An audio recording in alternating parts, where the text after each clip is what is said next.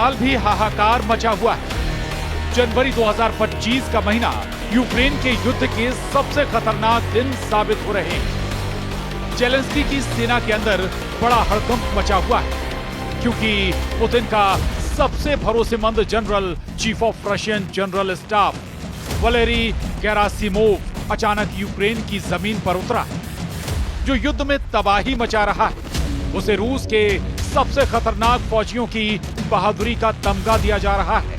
तस्वीरों में देख सकते हैं, उसके यूक्रेन के जमीन पर उतरते ही हड़कंप मच गया। सवाल उठता है कि आखिर यूक्रेन की जमीन पर क्यों पहुंचा रूस का सबसे खतरनाक कमांडर। दरअसल जेलेंस्की की फौज, जिसे कमांडर खामोश खोपड़ी कहती है, वो जनरल वलेरी गेरासिमोव, जिसको डिकोड करना बहुत मुश्किल। यूक्रेन का मानना है कि जनरल वलेरी गेरासिमोव का डोनेस्क में आना बताता है कि पुतिन की तरफ से बहुत बड़े हमले का सिग्नल मिल गया। तो सवाल उठता है कि क्या पुतिन यूक्रेन पर अब तक के सबसे बड़े हमले करने जा रहे हैं। कमांडर वलेरी का खौफ बहुत ज्यादा है। रूस की फौज भी जनरल वलेरी की कमान में लड़कर कहती है, जब तक तोड़ेंगे नहीं तब तक छोड़ेंगे नहीं। कमांडर वलेरी ने क्या फैसला किया, रूस की अटैक वाली स्ट्रेटजी में क्या बदलाव हुआ, और डॉनबास से कुर्स्क तक अब पुतिन क्या करने जा रहे हैं, ये जनवरी के महीने में देखने को मिलने वाला है। इस बात की गारंटी कमांडर वलेरी का दौरा दे रहे हैं।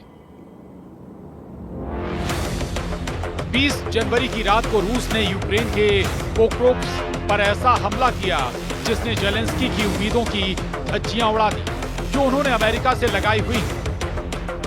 9 मंजिला इस इमारत पर जब रूस का हमला हुआ तो इसके 6 फ्लोर जलते हुए अंगारों में तब्दील हुए। यूक्रेन का दावा है कि रूस ने 131 ड्रोन से पोक्रोव्स्क पर अटैक किया। ये रूस को ईरान से मिले शाहिद ड्रोन थे। यूक्रेन की फौज के मुताबिक 131 में से 72 ड्रोन मार गिराए गए, वहीं 59 ड्रोन को जाम कर दिया गया। लेकिन जलती हुई ये इमारत बता रही है कि कुछ हमलों को रोकने में यूक्रेन नाकाम रहा। जेलेंस्की की सेना पहले भी बड़े बड़े दावे करती रही है। हालांकि तस्वीरें बताती हैं कि यूक्रेन पूरी तरह पिट रहा है और पुतिन जल्द ही यूक्रेन के खिलाफ सबसे बड़े मिशन को मंजूरी देने वाला। अब जनरल वलेरिका का यूक्रेन जाना उस बात का सिग्नल, जिसकी तरफ पुतिन के बहुत ही खास साथी एलेक्सी जुरावलेव ने इशारा किया था। कमांडर वलेरी गेरासिमोव के इरादे कुछ एलेक्सी जुरावलेव की बातों की तरफ इशारा कर रहे हैं। एलेक्सी ने कहा है कि तीसरे विश्व युद्ध के लिए पुतिन तैयार हो जाएं, नहीं तो बहुत पछताएंगे। पुतिन को पश्चिम से युद्ध से हिचकना नहीं चाहिए। सवाल है कि क्या जो बात पुतिन खुद नहीं कहना चाहते, वो अपने करीबियों से कहलवाकर नेटो में दहशत पैदा करना चाहते हैं। क्या इसे पुतिन की तरफ से अमेरिका और नेटो को सीधी धमकी कहा जाए, क्योंकि जिस व्यक्ति ने ये बात कही है वो पुतिन का बेहद करीबी है। रूस में संसद की रक्षा समिति के उप प्रमुख और सीनियर सांसद एलेक्सी जुरावलेव ने कहा कि देश के नौजवानों को अगले 3 सालों में विनाशकारी विश्व युद्ध का सामना करने के लिए तैयार रहना चाहिए।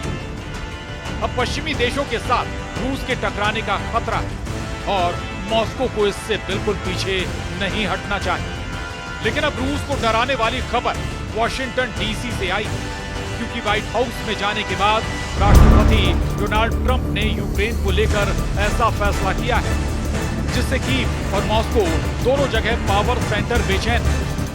ट्रंप का नया फैसला इतना खतरनाक है कि ये नाटो को ताकतवर भी बना सकता है और उसे पूरी तरह तोड़ भी सकता है। ट्रंप का साफ साफ कहना है, अमेरिका अब नाटो की टोकरी में वो सबसे ज्यादा हथियार नहीं डालेगा। अब नाटो को जिंदा रखने के लिए यूरोप को भी बराबर का भागीदार बनना पड़ेगा। यही वजह है कि ट्रंप ने नाटो के हर देश को बजट का 5% डिफेंस पर खर्च करने के लिए कहा है। जबकि असलियत यह है कि बहुत से नेटो देश 2% भी रक्षा बजट के लिए नहीं देते हैं। नेटो को लेकर एक बड़ी खबर इस वक्त लातविया से आ रही है, जहां स्वीडन की सेना तैनात की जा चुकी है।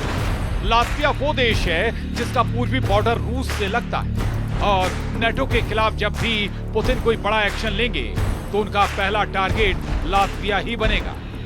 नाटो को लेकर एक बड़ी खबर इस वक्त लातविया से आ रही है, जहां स्वीडन की सेना तैनात की जा चुकी है। लातविया वो देश है जिसका पूर्वी बॉर्डर रूस से लगता है और नाटो के खिलाफ जब भी पुतिन कोई बड़ा एक्शन लेंगे तो उनका पहला टारगेट लातविया ही बनेगा। स्वीडन की सेना का यहां आना पुतिन के लिए गंभीर मैसेज है। जेलेंस्की के लिए यह बड़ी राहत है, लेकिन यूक्रेन इतने से खुश नहीं है। व्लादिमीर जेलेंस्की ने नेटो से बहुत बड़ी फौज की डिमांड कर डाली है, जो यूक्रेन में तैनात रहकर रूस के युद्ध पर ब्रेक लगा दे। लेकिन क्या ऐसा मुमकिन है? क्योंकि जेलेंस्की की डिमांड पूरी करना यूरोप क्या अमेरिका के लिए भी आसान नहीं होगा।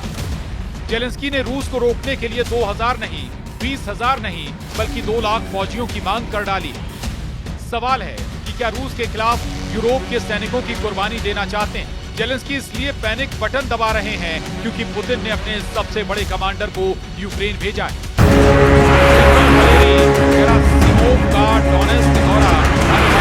किसी बड़े हमले का सिग्नल दे रहा है। वैसे यूक्रेन के वॉर जोन से आ रहे वीडियो जेलेंस्की को बहुत परेशान कर रहे हैं। जेलेंस्की ने कह दिया है कि युद्ध के मैदान में हालात बहुत नाजुक हैं। रूस की 15 लाख की सेना के आगे यूक्रेन कमजोर है, उसके पास इसके आधे सैनिक भी नहीं है। वैसे मैन पावर क्या, यूक्रेन के पास तो लड़ने के लिए ढंग के हथियार भी नहीं है और ये बात यूक्रेन के फौजी खुद बता रहे हैं। लेकिन जेलेंस्की ने बाइडेन के बाद अमेरिका के नए राष्ट्रपति को कश्मकश में डालने वाला नया ट्रम्प कार्ड भी चल दिया है। जेलेंस्की ने कहा है कि ट्रम्प चाहेंगे तो यूक्रेन नेटो में शामिल होगा, वो नहीं चाहेंगे तो नहीं हो पाएगा। लेकिन ट्रम्प के आने के बाद पूरा यूरोप घबराया हुआ। घबराहट इस बात की है कि अगर यूक्रेन और बाकी मोर्चों से अमेरिका पीछे हट गया तो यूरोप का क्या होगा? क्या पुतिन की फौज यूरोप को कच्चा खा जाएगी? ऐसी दहशत इस वक्त यूरोप की बड़ी बड़ी कैपिटल सिटी में हर पावर सेंटर में फैली हुई है। इमैनुअल मैक्रों, राष्ट्रपति फ्रांस के राष्ट्रपति इमैनुअल मैक्रों ने कहा है कि यूरोप में हम कल क्या करेंगे अगर अमेरिका भूमध्य सागर से अपनी नौसेना हटा लेता है या वो अपने विमान प्रशांत महासागर में भेज देता है। ऐसे हालात के लिए हमें तैयार रहना होगा। हम इसके लिए तैयार भी हो रहे हैं। 20 जनवरी को डोनाल्ड ट्रंप की शपथ और फिर बाइडेन के फैसलों को रद्द करने वाला ऑर्डर। दुनिया में ये 2 बड़ी ऐसी घटनाएं हुई हैं जिनसे युद्ध रुकने की बजाय बढ़ सकता है। इस बात से फ्रांस बहुत परेशान है। अब जर्मनी ने भी प्लान बी पर काम करना शुरू कर दिया है। राजधानी बर्लिन में आम लोगों को युद्ध लड़ने के लिए तैयार किया जा रहा है। इनमें महिलाएं भी हैं। जिन लोगों को ट्रेनिंग दी जा रही है उनमें कुछ की उम्र 58 साल तक है। सबको 7 दिन का युद्ध वाला कोर्स कराया जा रहा है। हथियार चलाने सिखाए जा रहे हैं। यानी अमेरिका में डोनाल्ड ट्रंप की वापसी और युद्ध को लेकर ट्रंप की मनमर्जी से यूरोप बौखला गया है।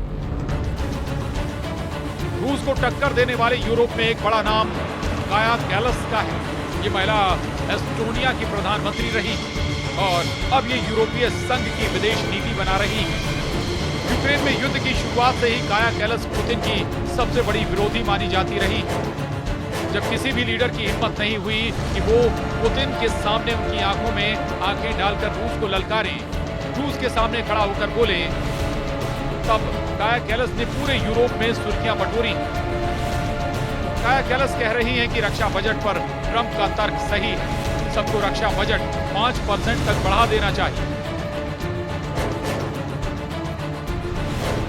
यूक्रेन में तो घमासान जारी ही है।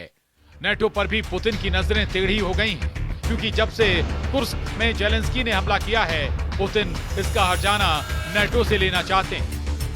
फिलहाल रूस के कुर्स्क इलाके को वापस लेने के लिए पुतिन ने उत्तर कोरिया की फोर्स उतारी हुई है और अब सैनिक अटैक वाली रणनीति ने जेलेंस्की को परेशान कर दिया। इस वक्त जेलेंस्की के डर और पुतिन के दावों को देखकर यूरोप भी कांप रहा है, क्योंकि रूस की नई और सैनिक मिसाइल ने सारे समीकरण बदल दिए।